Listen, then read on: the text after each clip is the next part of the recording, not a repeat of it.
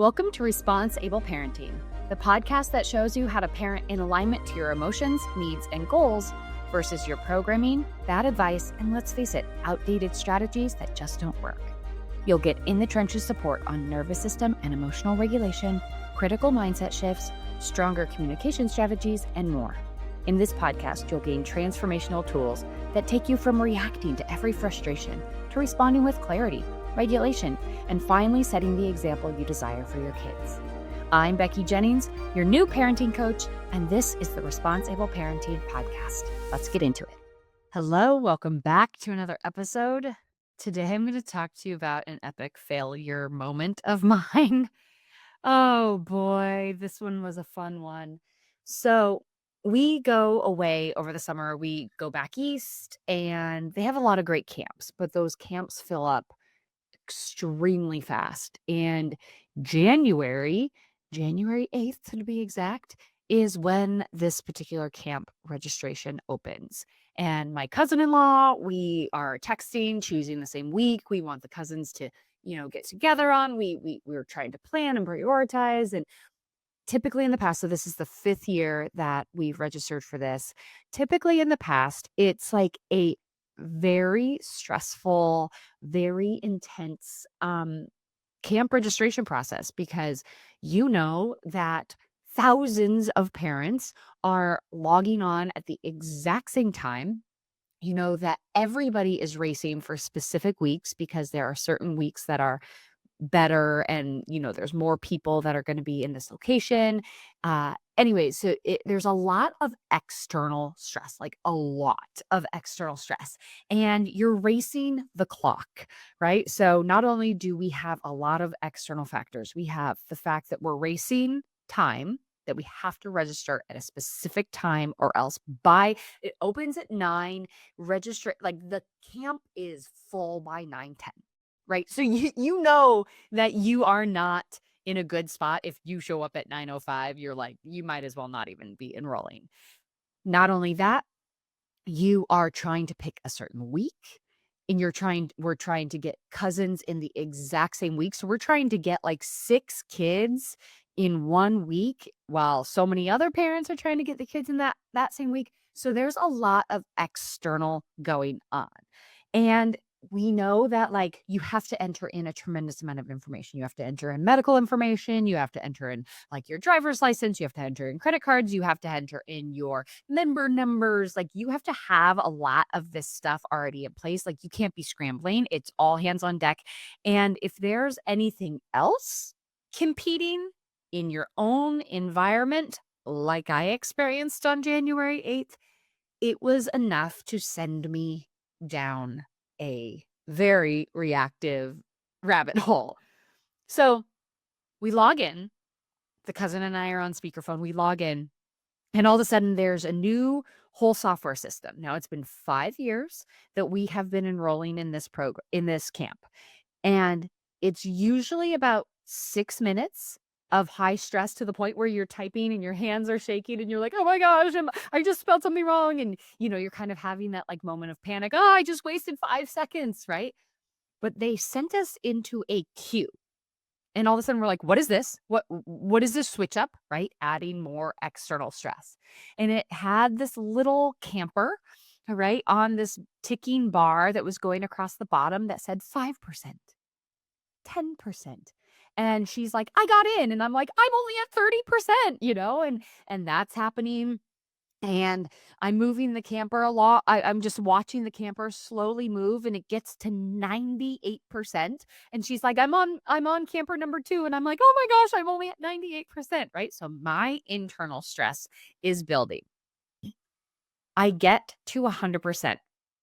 It kicks me to the enrollment page and then it sends me back to the beginning of the queue. And I'm like, wait, what? I just got in and now it's saying, so I hit refresh and it says, oh, I'm so sorry, your time has expired. I'm like, my time has expired. I didn't even get my time. Like, what do you mean that my time has expired? How is this possible? Like, this doesn't make any sense, right? So then I'm like, do I send them an email? Do I go back to the original camp page? Do I try to override the system? So all of this is going on in my head as I'm watching it hit 9:10 a.m. 9, 10 a.m. If I had logged in at 9, 10 a.m. in their previous software system, I would never have been able to make camp. So now I'm going, "Oh my gosh, now I'm out of camp. Now this isn't gonna happen. Cousins are probably in, we're not in." So I send a frantic email, I try to call the camp, I'm doing all this stuff, and guess what? My kids in the other room start fighting. Wah, wah, wah. That tipped my emotions over the edge, and I lost it. From my desk, not going into the other room, not trying to solve the problem, not doing anything with any emotional intelligence, I yell, "You guys have to stop right now, or else I can't lock you into camp. Stay silent. Stay silent." Right? Do they stay silent? What I bet every single person listening to this is like, "Great strategy there, mom. I'm sure that was super effective." Right? They did not stop. They just kept going. So I can hear the bickering from the other room. The software system, again, logs me back in. I get to 100%. I go to the page I'm about to enroll. It has me log in. "Oh, I'm sorry, your username and password aren't correct." No, they are, because I checked it last night to make sure that I didn't hit this roadblock, right? So then I send another email. "Excuse me, camp registration. I am doing everything right on my end. These are the 5 steps that I have taken. Da, da, da, da, da, da, da. You can see that I have actively logged in on your end. Can you please hold my kid's spot for week 6?" Trying everything. I get an email back, "Ooh, we see you've registered for week 6. Oh, wait, it doesn't look like you've hit submit. Please rush to hit that submit button as fast as you can, because there are so many families trying to get week 6." Send an email back. "I'm obviously trying to register for week 6. There's nothing about this process that is easy right now. For some reason, your new software that you decided to implement on the hardest camp registration possible is kicking everybody off to start again. And I would love to hit that submit button, but I am getting the wheel of death." Right? Kids screaming in the other room. Somebody is now crying. Okay. So, I forgot to mention, this is a key critical thing. This was not done on a weekend. This was done on a weekday where my kids are still home from holiday break. And I had gotten them in last minute to a camp for that day, but it started at 9, right? So I'm now 15 minutes late to the camp that I wanted them to go in that day. They are now fighting. I'm seeing this clock tick. Not only am I seeing the clock tick and money that I have spent on a camp that they are supposed to be enrolled in that day, I'm just seeing that get burned. And then I'm also knowing from my past experiences, from the past 5 other years of registering for this camp, I am knowing the thousands of other parents who are also booking for this week. And I know from past experience, if you hit 9:15, you're out. It is now 9:20. And I'm in a full blown panic. I don't feel safe whatsoever. I have zero emotional regularity at that moment, right? I am in no way capable of handling the fight in the next room. So what do? I see that wheel of death spinning. I think I have 10 seconds to shut that down in the other room. So what do? I spiral. I spiral. I stomp my way over to their room. "Do you know what I'm trying to do for you?" No, but somehow I got their attention, right? "I'm trying to schedule you for camp. I know you're late for this camp that you're supposed to be going to. I need you guys to stop fighting right now so that I can get this registration done in peace." Okay. Hmm. What am I doing? What am I doing in this moment? Am I creating any sense of emotional safety inside of my body? No. Am I taking all of my dysregulation around camp registration that has nothing to do with my kids? Camp registration, software malfunctions, me looking at the ticking clock, and nothing that I had been prepared for. I had done all the stuff. I had my member number ready. I had my driver's license. I had my insurance card. I had my credit card. I had everything lined up. I had done, quote unquote, everything right. And all y'all are making this horrible for me, right? I am keeping myself miserable in this registration process because I am creating a false narrative that my kids are doing this to me deliberately to upset me. I am creating this narrative in my head that I am going to lose my spot. I end up believing that my kids aren't going to be able to go to camp this summer. This camp screwed it up. Now my kids are going to miss out on whatever game they're playing right now at camp. And I am just adding to my internal unhealthy state of massive dysregulation. And what do? I fall back onto the exact same pattern I have been committed to breaking. I allow my dysregulation to get dumped out onto my kids because why? They are the only thing I can actually yell at. They're the only thing I can control, quote unquote, control in this moment. I can yell at them. I can threaten them. I can purge all of my dysregulation onto my kid because I'm mad at software. How does that make sense? None of it makes any sense. But we do it all the time, right? We're mad at the time that we don't have to do what we want to get done. We're mad at the clock. We're mad at traffic.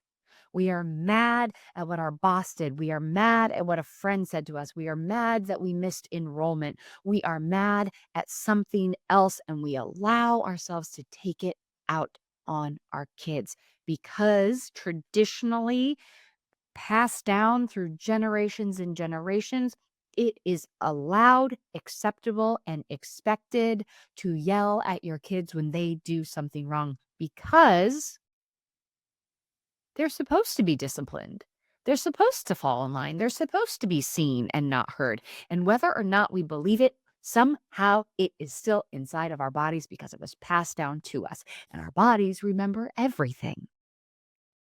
We can't override our body's system of reactivity.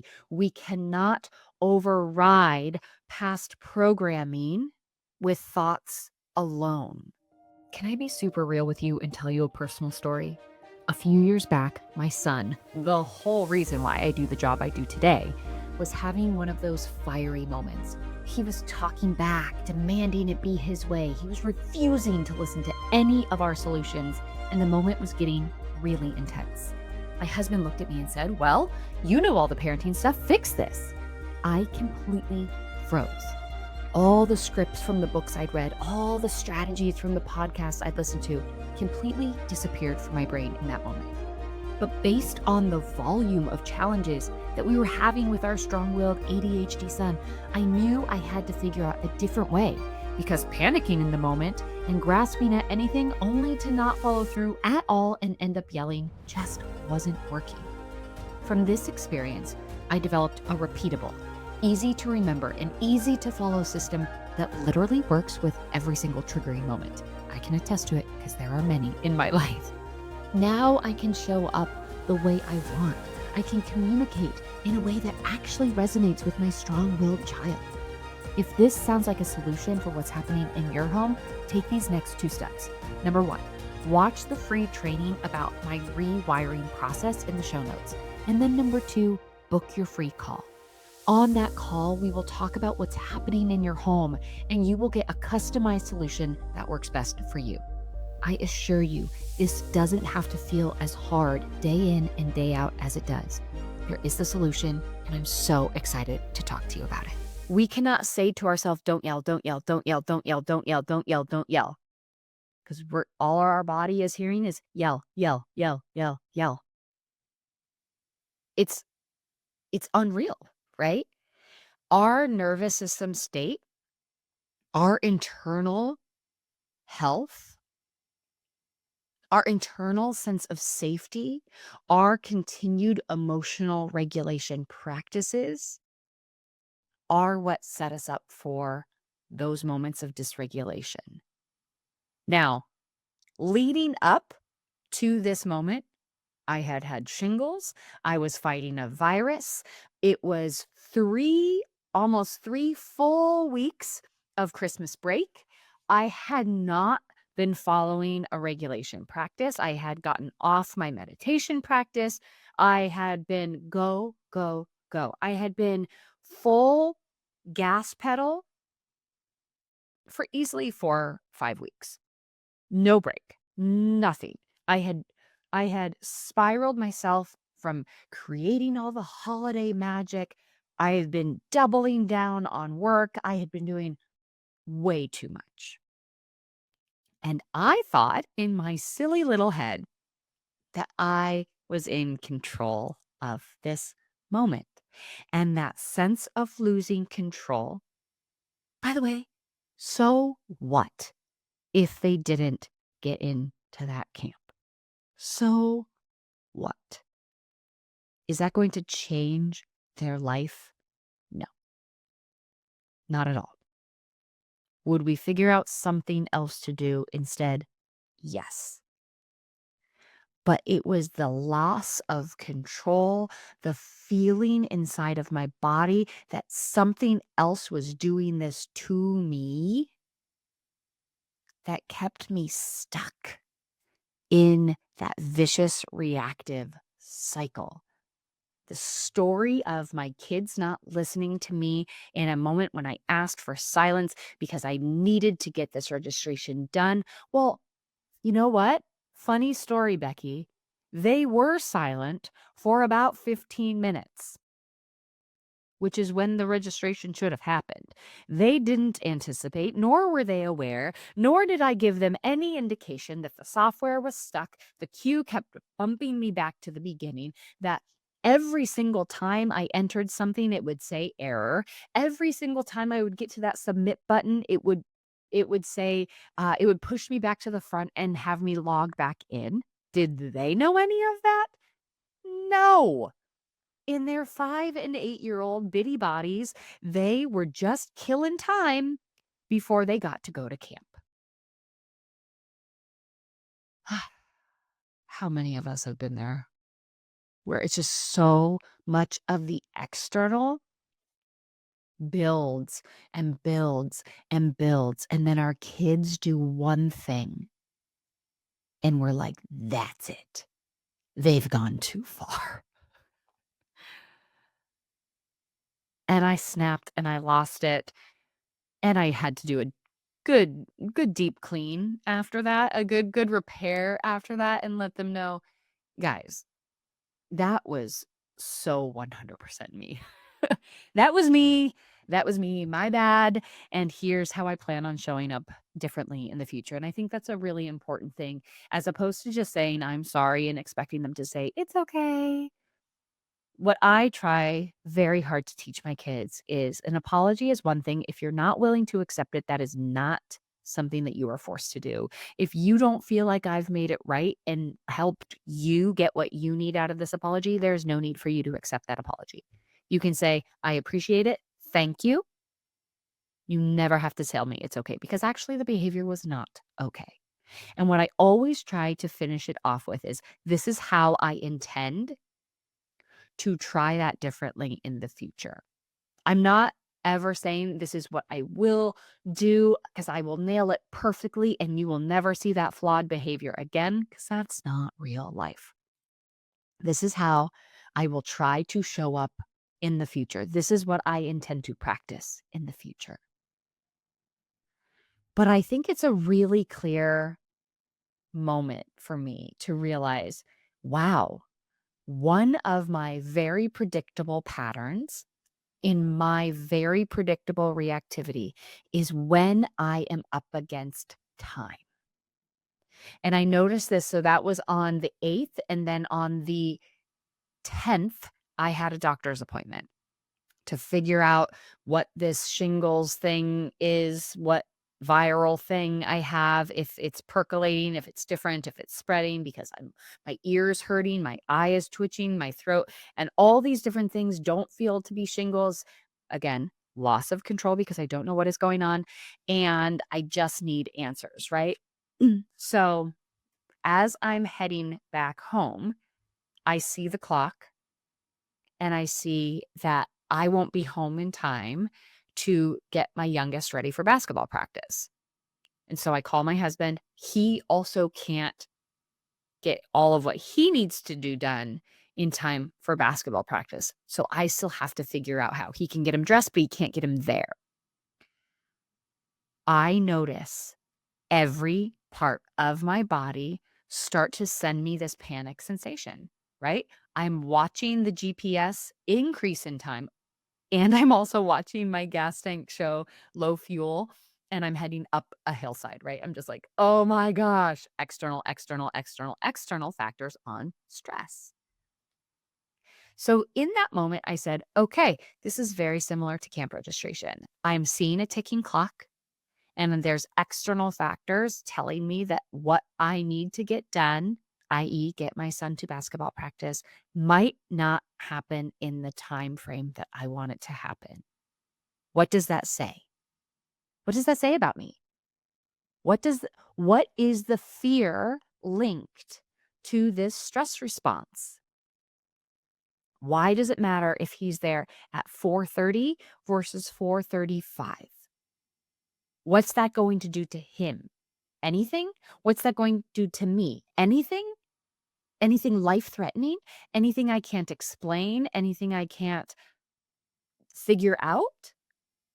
And so I sat in that car, and this might seem so benign and silly, but I realized in this moment, holy cow, a huge part of my perception of how good of a parent I am is being to things on time. Why does that matter? Why does that matter to me? Well, I was brought up in a household that being on time is late, that you're supposed to be 15 minutes early to everything. Okay. What did that 15 minutes early do for me ever? I just waited. I just sat there and waited for 15 minutes. And usually everybody either showed up at the time or they trickled in, and the coach or the teacher or the meeting started when everybody was there. None of them were ever reprimanded or anything like that. And I was never praised additionally, nor did I ever get extra credit for being there early. So why does that still link in my brain to goodness? I don't know. We got to figure that out, right? That's a pattern I need to explore. What about ticking time makes me feel stressed? Do I have too many things to do to accomplish in that time frame? Do I have too many ideas swirling at the same time that maybe if I wrote them down, I could prioritize them? These are the type of patterns that once we start to uncover them, we can actually take the power away from them by uncovering what the story is trying to tell us. Why is our stress response? What is it trying to protect me from? Definitely an uncomfortable feeling, but usually it's not just protecting us from discomfort. It's probably protecting us from something that we identify with, right? Goodness, being a great mom, always being on time, evidence and proof externally of that validation that for some reason I feel like I need it. I know I don't need that external validation. So why does my body still feel like I do?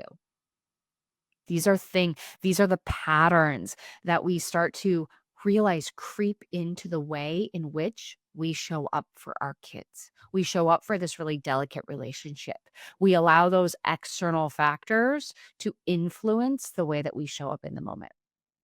So it is really about creating a deep sense of internal safety and knowing how to respond to the triggers that we are experiencing. We get to really unpack what is a false narrative about self, what is a false narrative about this moment, what is a false storyline that is adding to the intensity of this moment. And can I uncouple that story from the feeling, address the feeling, regulate the feeling, as opposed to living into it further and further solidifying that sensation in our body? Because wherever we put our attention, we are telling our body this is the more important thing to focus on. So if I'm sitting there going, time, time, time, time, oh my God, the clock is ticking. Oh my God, the clock is ticking. I am telling my body I always need to be hyper focused on what I can complete in a short amount of time. And what I can complete in the short amount of time is a direct reflection on how good I am as a mother. Well, that's a dangerous storyline to live into, right? How can I do that differently? I know I have a finite period of time. There's only a few things that I can accomplish. What am I prioritizing? And whatever isn't able to be prioritized, can I move it? Can I delegate it? Or can I explain to the person that I'm sorry, I won't be able to make it because I don't have time? These are the patterns that we find ourselves stuck in so much that force us into this spiral that we are so used to. Nothing is changing externally. Time is never going to slow down or speed up. It is what it is. It's a finite, it's a fixed thing. Like I am watching the clock tick as I'm recording this, and I can't change any of that. Any of that. Even if I paused it right now, I'm still losing time, right? So these are external things that will never change. It is our job to change our internal state. And we do that by starting to really understand our nervous system, starting to understand what the cues are that we are being sent. We need to, as a collective, I'm not just speaking to you, I'm speaking to me, I'm speaking to the whole world, right? We need to be able to get out of the racing thoughts in our head, out of the spirals that we allow our body and allow our brain to ruminate, ruminate, and ruminate. And we just get into this tornado and we start to pull in all this negative evidence. That's what our body is really good at, right? That's what we scan all day long for negative evidence to support our claims that we've made up in our heads. False narrative or real narrative, we will find the evidence because that is what our brain does. It finds the evidence to support our claim. Always. So we need to transition from being in our heads constantly to tapping into the wisdom of our bodies. Our bodies send us cues and signals all the time. Hunger pains? Okay, your body sent you a growling sensation to say, hello, you haven't fed me in a while. I am going to need that. I'm going to need that food soon, right? You're yawning. When you yawn, your body is like, hey, just a heads up, it's time to shut down. We're going to need your head to be on that pillow pretty soon. So could you do that, please? Could you like do the routine, wash your face, brush your teeth, floss, get all that done? And can you do that? Or if you're like, wow, I'm parched, my throat's dry. When's the last time I had a sip of water? Right? Tight hips, tight shoulders, a headache. These are all your body sending you signals that something is amiss, something needs to be solved. Well, there's a whole list of other signals that your body sends you when you are moving up the ladder of dysregulation as well. When you're moving into a storyline, a false narrative, when you're moving into a predictable pattern of reactivity, your body sends you all those signals as well. And so we get to do this really awesome work of figuring out what those predictable patterns are and putting what I like to call pattern interrupters in place so we can divert the water, we can divert the energy, we can kind of put a dam there and start to build a new way of operating. So I'm always going to show up and share with you the real scenarios in the trenches moments where I don't do my best, but what I've learned from it and how I plan on implementing the skills and strategies that I teach every day to continue to grow and explore and learn as a parent myself. So I hope that was helpful, and I look forward to seeing you next week. Bye-bye. Thank you for listening to the ResponseABLE Parenting Podcast. If you like what you heard, please take a moment to rate, review, and subscribe. If you know someone who would benefit from this podcast, I'd be honored if you'd share this episode with them. Until next time, know that you are enough, you are capable, you've made it through all of your hardest days, and we will keep growing on this parenting journey together.